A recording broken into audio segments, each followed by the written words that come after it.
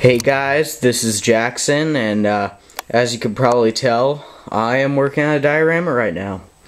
This isn't just any diorama, it's a deathcore diorama with my newly painted centaur and thud gun. If you guys are wondering, or saying, hey, why is he wasting all this perfectly good Forge World stuff? I am not. It's all removable, and it's all going to be removable once I finish this up. Right now, this is just the base. This is just the ground on, and just some of the pieces on right now. This will be painted up to a nice dark muddy brown, and it is called the Road to Vrax, and that is a little sign that in fact does say Vrax, 7 kilometers. And this was basically just well, so far it's made out of clay, which is just a diorama making plaster. It's a mix between plaster and clay. And then it's just some broken trees. Just made these out of branches. There's going to be more debris around there too. Banged up tank trap. I melted some of that with a candle and bent it into shape. There's a road right here, and that will come up in the dry brushing when it's done. And some rocks just from my backyard. And this nice wooden base. This is just a $15 base from a craft store. That's about it for now. I will come back to you when I have the first coat of paint on this. Hey, so I'm back now with the first layer of paint on the ground right now. And I've taken out the rocks, and I've taken out some of the sticks over here so it's easier to paint. And it doesn't come out well on the camera, but this is a lot darker than it looks. This is an espresso bean. Yeah, and this is very dark brown. And this is the first layer. The only problem with acrylic paints doing dioramas with plaster and stuff is the ground weakens. It becomes much more fragile while the paint is still wet. And I bumped one of these trees and it fell out, but I just put some watered down glue around the sides, and that should disappear once it's all nice and painted up. Don't worry about all this white plaster stuff. That's just where all the miniatures go, and because they still have some of the plaster on the bottom for when I cast them in. And everything's painted around here, and I will come back to you when I have the next layer done.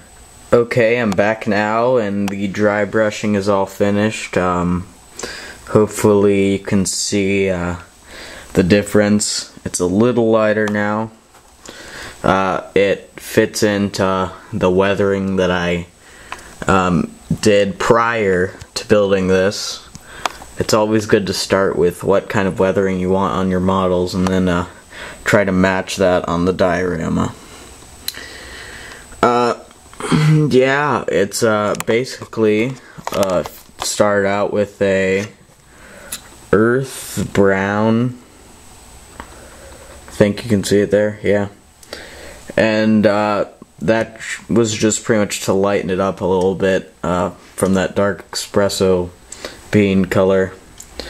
And then I did a final dry brush of chocolate brown. Is that not gonna... yeah, there it goes. And yeah, that's about it for the dry brushing layer. I'll get back to you when I have some of the flock and stuff on. Okay, I'm back now with the flock on, and the few of the models just so you can see where they're gonna go. I used a bright green mix, and it has some brown in it as well as some yellow and dark green grass. This is just static grass that you can pick up at any local hobby store. It's from a German company, and that company was one of the first ones to make static grass, and so you see they're pretty good at it, and I like this stuff a little bit better than the GW kind. I used bright green since it's springtime, and yeah, it looks pretty good, and I like the contrast between the dark brown and the bright green.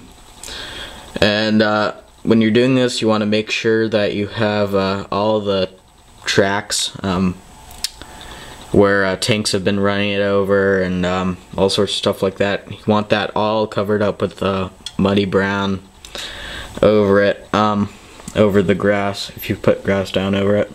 Like right there, that came out a little too dark, but it's kind of hard to change the color when you have mud on the static grass. And I'll come back to you when I have all the models painted up and everything's ready.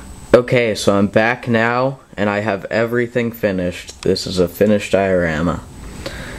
I painted up all the guys. They're all in place now, and I got their camp placed, and everything's glued. Then I got the centaur all finished with the driver in there all painted and the gunner painted up. There's also 3 guys that can go with that when I'm on the battlefield,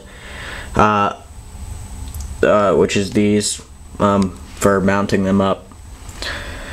And I think it looked really nice. Or it looks really nice. I added a wash of that espresso bean, really watered down to give it a stained finish, and that turned out well. I'll probably add some brass plating right here with the Road to Vrax etched in, and yeah, that's about it. This is really just my first diorama ever, and it shows my work, or progress so far, because I started playing 40K about a year ago, and started painting about 8 months ago, and this is all I've learned since then. I learned how to make terrain and all sorts of stuff like that. I have several years of building models, just I never got around to painting them. And everything looks really nice, and it turned out well.